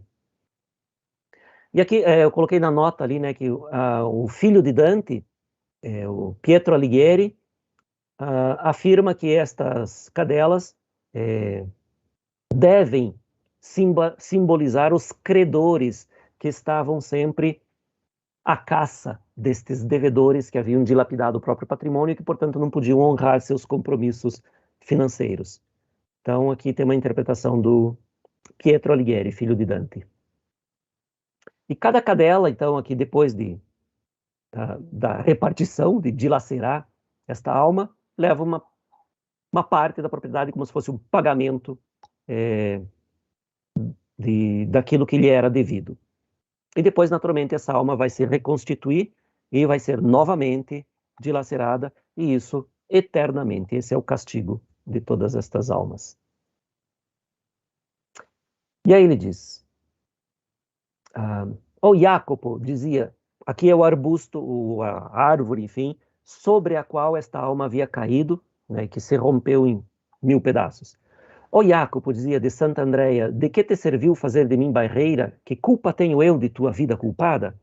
Então, este Jacopo, ou Giacomo, em alguns manuscritos de Santa Andreia, era um nobre da cidade de Pádua, que, segundo várias diferentes histórias, era um snob e um esbanjador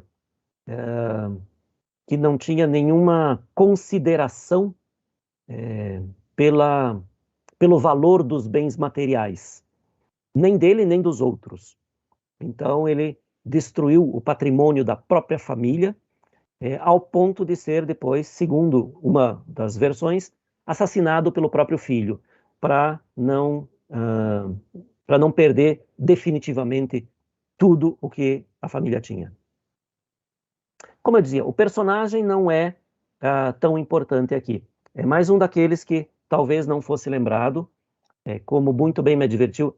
Desculpa, eu não falei o nome antes de quem havia feito o comentário, foi o Talvanes, que fez o comentário sobre o Lampião na semana passada, foi o Talvanes. Obrigado, Talvanes. Então, aqui este seria um daqueles que não seria lembrado se não tivesse também aqui na obra de Dante. Quando o mestre parou sobre ele, disse: quem foste, que por tantas pontas sopras com sangue doloroso sermão? E ele é nós. Ó almas que chegaram para ver o estrago desonesto das minhas frondes, assim de mim partidas, recolhei-as ao pé deste triste arbusto. Então ele, que foi um suicida, que portanto se desfez do corpo durante a vida, agora ele pede que Virgílio e Dante sejam generosos, sejam caridosos a ponto de reunir novamente os seus pedaços que foram despedaçados aqui, os seus ramos junto ao corpo, para de uma maneira ou de outra reconstituir esse corpo vegetal. E aí ele diz quem foi, né? Eu fui da cidade que para o Batista mudou o primeiro patrono. Então, o primeiro patrono de Florença era o deus Marte, diz a lenda. E depois, quando Florença se tornou cristã, eles mudaram o patrono de Marte para João Batista, São João Batista. E por isso, sempre com a sua arte afaratriste. E Marte, enfurecido por ter sido preterido, por ter sido substituído por um santo cristão, lançou uma maldição a Florença. Então, disse, sempre com a sua arte, a arte de Marte é a guerra, a faratrista. Então, Florença sempre estará em guerra por uma maldição de Marte. E se não fosse que sobre uma ponte do Arno permanece dele, Marte, ainda algum resto, aqueles cidadãos que a refundaram sobre as cinzas que após Átila restaram, teriam trabalhado em vão. Então é isso que ele diz, né? A lenda aqui que está contado ali do lado, na nota, é mais ou menos isso que eu já falei, né? O patrono primeiro de Florença era Marte, quando Florença se torna cristã, substitui-se Marte por São João Batista, e Marte lança então uma maldição a Florença para que esteja continuamente em guerra. E aí ele cita a Átila, né? Porque há uma confusão na lenda entre Átila e Totila, né? Átila, o rei dos Hunos, e Totila, rei dos Ostrogodos, que assediou Florença no século VI. Então, havia uma confusão bastante grande. Depois, os historiadores, depois de Dante, no século XVI, XVII, que começaram a estudar com mais atenção a história de Florença, para entender por que tanta gente citava Átila como um destruidor de Florença, né? Confundem com o rei Totila, que assediou Florença no século VI. E aí ele diz finalmente, eu de minha casa, minha forca fiz. Bom, pelas referências mais próximas de Dante, os filhos de Dante, Boccaccio, que foi o primeiro grande comentador de Dante, e mais alguns historiadores, cronistas daquela época, quase todos apontam este suicida, que se enforcou em casa, como um juiz, que teria se suicidado depois de que foram descobertas sentenças compradas que ele emitiu. Não há certeza sobre a identidade, mas há essa possibilidade. E Boccaccio também fala do grande número de suicídios que ocorriam em Florença, porque Florença era uma capital financeira naquele momento, e era bastante comum que, seguindo alguma derrocada, algum falimento, alguma falência, houvesse uma série de suicídios. Então, Boccaccio fala dos suicídios de Florença como uma espécie de maldição. Bem, aqui encerra-se o primeiro final. Aqui temos o primeiro final deste canto, mas eu vou propor um segundo, não do final exatamente, mas um segundo comentário. Porque este canto, como eu já falei, é um dos que mais me agrada, porque ele é um canto muito rico, muito intenso e muito produtivo. E por isso eu gostaria de comentar algumas coisas aqui, buscando talvez, inverter algumas ideias, comentando algumas coisas que parecem, mas não são. Então, justamente a partir dessa ideia de algumas coisas que parecem, mas não são, eu ilustrei aqui esta passagem do final do canto para uma retomada de parte do canto, com algumas imagens das sereias. Nós temos aqui 3 imagens de sereias. A primeira, Ulisses e as sereias, num vaso ateniense do século VI a.C. A segunda ali é uma Kílix grega. Na semana passada eu falei da Kílix, eu ia dizer que era uma espécie de tigelinha na qual os gregos tomavam vinho, mas eu não lembrei da palavra tigela, então eu não falei.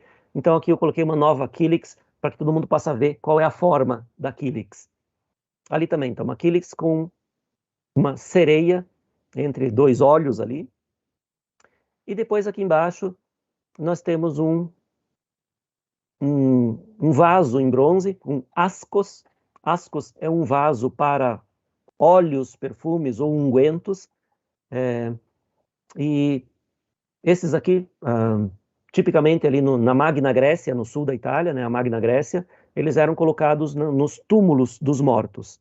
Então aqui no dorso dessa sereia aparece uma representação ali da alma do morto. É isso que seria a alça, o cabo do vaso, é a alma do morto que estas sereias levariam para o local de descanso eterno.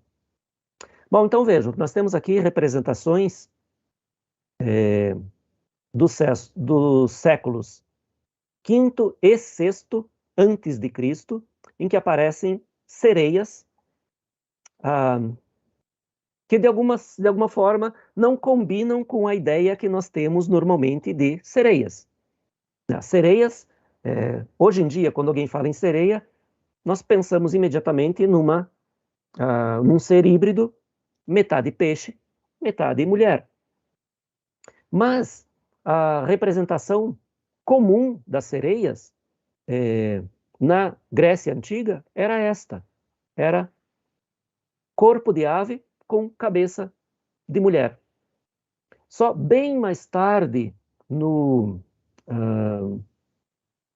na história da Grécia e depois de Roma, é que as sereias passaram a ter aquela representação imagética comum de mulher-peixe. Até o século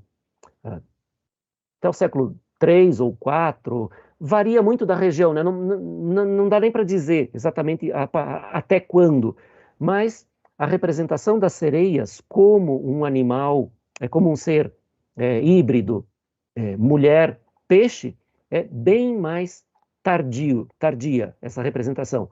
Comumente eram representados assim na época inclusive de Homero.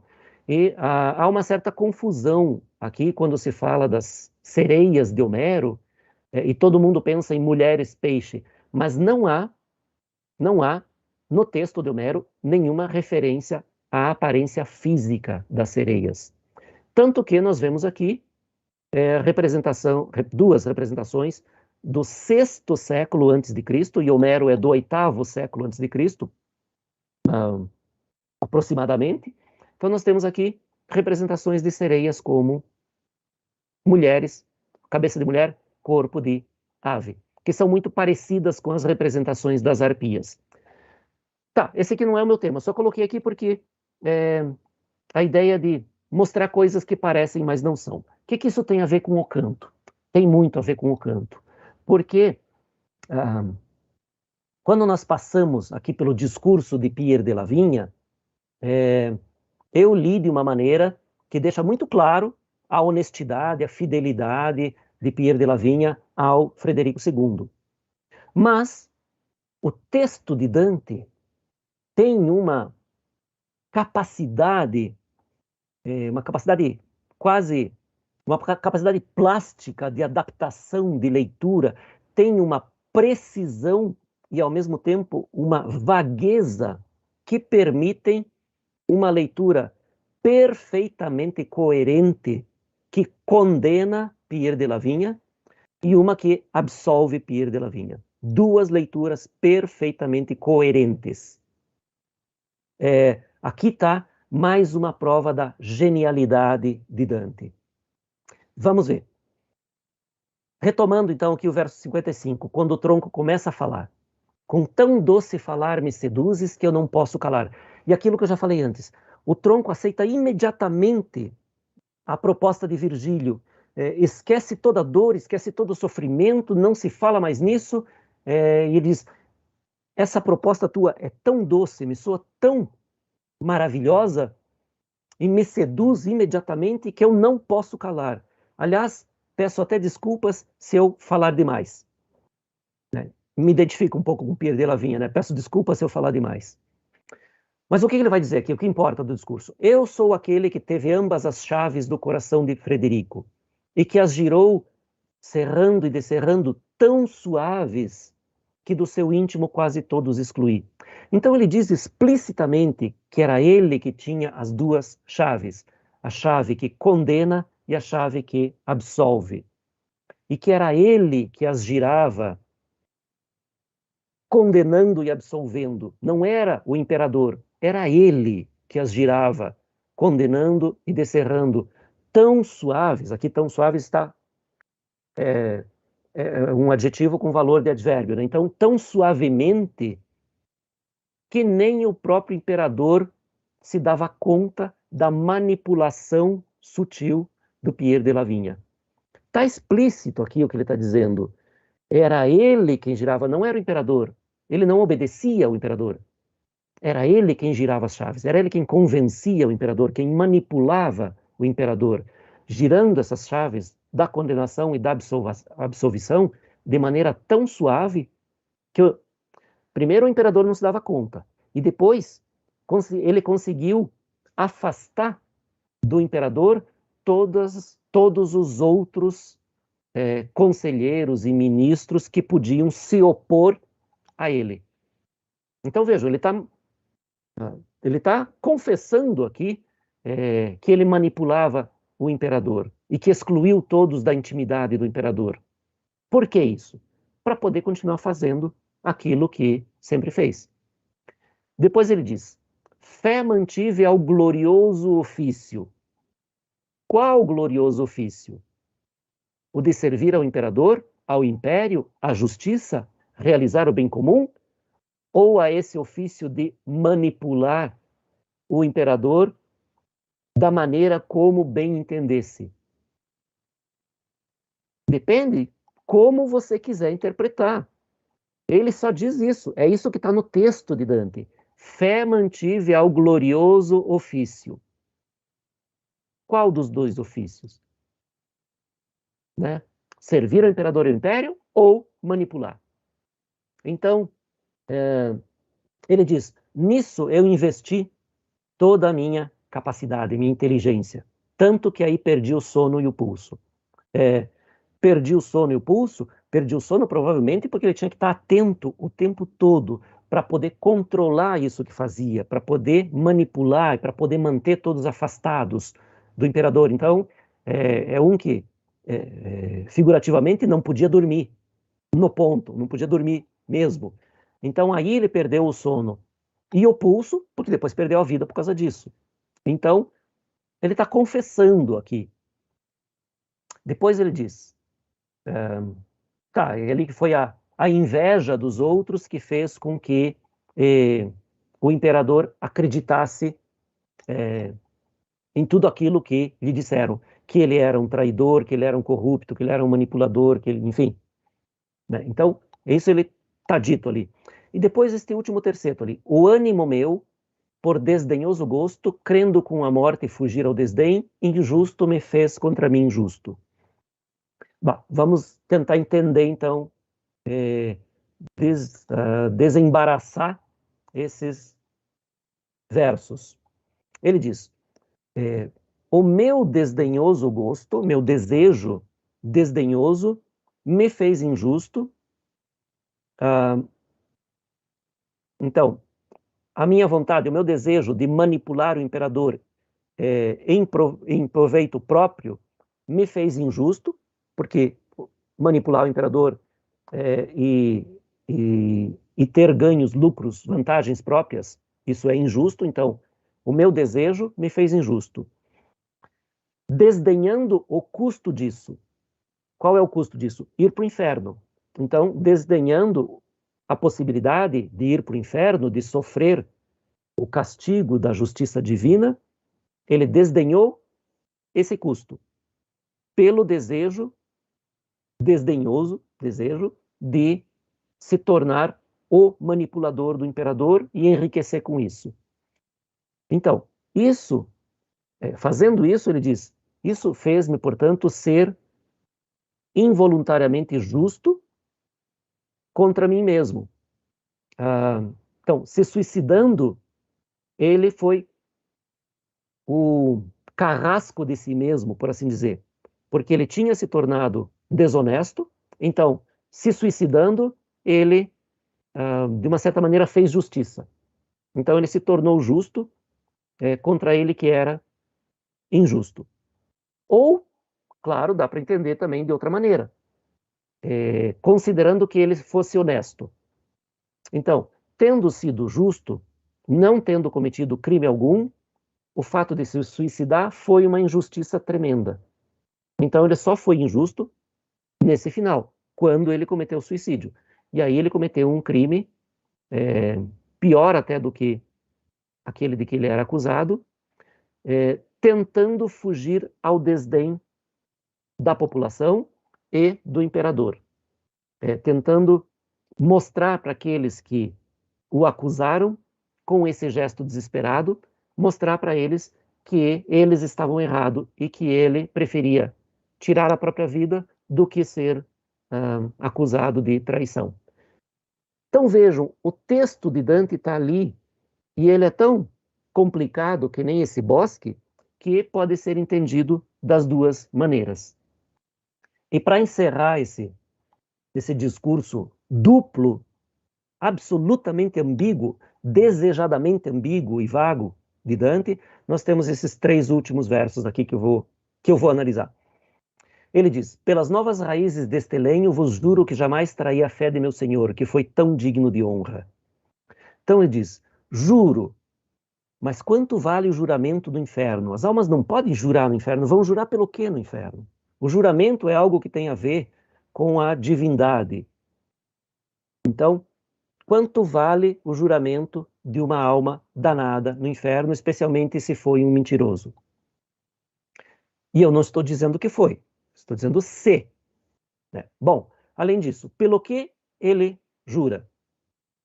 Por essas odiadas raízes, que são o símbolo máximo da degradação da alma racional, que regrediu a essa condição inferior de vegetal. Então, ele jura pelas raízes, que é algo que ele provavelmente abomina, como todas as outras almas que são reduzidas a essa condição inferior. Pelo que mais? Pela fé de seu senhor. A fé de seu senhor, quem é seu senhor? Frederico II, ateu, sem fé. Então ele jura pela fé de seu senhor, que é um ateu, que foi excomungado 3 vezes por papas diferentes. Então, quanto vale jurar pela fé de um ateu? Talvez nada. Bom, depois, além disso, para analisar a personalidade dele, né? Ele era um político, um diplomata. E é claro que não terá sido uma vez, nem duas, nem poucas, que jurou em falso para obter o que queria. Como todos os políticos, como todos os diplomatas, já terão dito algo que sabiam não ser verdade, mas precisavam dizer em nome deles ou em nome de quem os comandava para poder obter um resultado desejado. Então, a ideia aqui é, se ele foi justamente condenado por ter sido falso, mentiroso, durante o tempo que agiu em benefício próprio, disfarçando seu interesse como interesse do imperador ou do império. Então, existe essa possibilidade dele ter sido falso, mentiroso, o tempo todo mentindo e manipulando o imperador. Então, aqui, mais uma mentira vai fazer dele o quê? Se ele já está punido no inferno eternamente, mais uma mentira não faz diferença. E se, além disso, provavelmente esse hábito de mentir, de distorcer a verdade, terá sido um hábito mental, já uma forma mentes adquirida com a profissão de político, de diplomata, de estar tratando com um imperador que tinha uma personalidade muito forte e de querer manipulá-lo. Então, provavelmente, este que era um mestre da retórica, do uso das palavras, tinha uma retórica considerada por todos de altíssimo nível, de altíssima qualidade, tanto nos textos em latim quanto nos textos em vulgar. Então, cada palavra, cada ideia deve ter sido pensada e calculada para obter o efeito desejado, tanto no texto escrito quanto no discurso com o imperador. Então, é claro que ele pode ter feito isso inúmeras vezes como diplomata, como político, como ministro, mas também manipulando o próprio imperador. Então, vejam, está tudo aqui no texto. Eu não vou continuar falando, porque nós já passamos da hora, mas revejam o texto, especialmente quem lê em italiano, releia o texto e veja lá as possibilidades, porque o texto é tão bem elaborado, tão bem pensado, tão bem elaborado, cada palavra no seu lugar certo, que nós podemos coerentemente fazer a leitura que absolve Pierre de la Vigne e que condena Pierre de la Vigne. Perfeitamente coerentes as duas interpretações. Então, aqui, para fechar, né? O discurso dele, frio e calculado, como vocês podem ver, né? Acabou o sofrimento, acabou o lamento, tudo. Além disso, é um discurso calmo, sem excessos, sem nenhuma demonstração de surpresa, nem quando ele descobre que tem um vivo diante dele, permanece calmo, tranquilo, sereno, domínio total. E é aquele tipo de discurso do retórico consciente. É aquilo que eu acabei de falar, né? Do juiz, do homem de corte, do conselheiro real, que está sempre sob análise de todos. Então, toma muito cuidado com cada palavra. E quando ele vê a possibilidade de que Dante volte ao mundo e reabilite a sua fama, sua memória, ele a acolhe imediatamente. Talvez, justamente pensando nisso, e voltando ao velho hábito da manipulação. Então, com esse discurso absolutamente bem preparado, cada palavra calculada, medida para obter o efeito desejado, será que ele não está manipulando Dante e Virgílio? Então, é isso. Justiça ou golpe? Escolham vocês a leitura que vocês preferirem, que vocês quiserem fazer, que conseguirem fazer, ou talvez não vejam tudo isso, mas enfim, este é um canto genial, é um canto em que Dante despeja toda a sua capacidade expressiva, sua capacidade intelectual, e transforma em texto todo um discurso, uma discussão em que está, ao mesmo tempo, amalgamado ali o sim e o não. Ele condena, se você lê de uma maneira, ele absolve totalmente, se você lê de outra maneira. Então é isso, gente. Por isso que eu gosto muito desse canto. Esse canto tem muito mais coisa a ser explorado, mas não dá tempo. Então, agradeço muito a vocês por terem ficado até esta hora comigo e nos vemos na semana que vem. Então, fiquem bem, se cuidem, cuidado, muito cuidado com o discurso e até semana que vem. Tchau, tchau.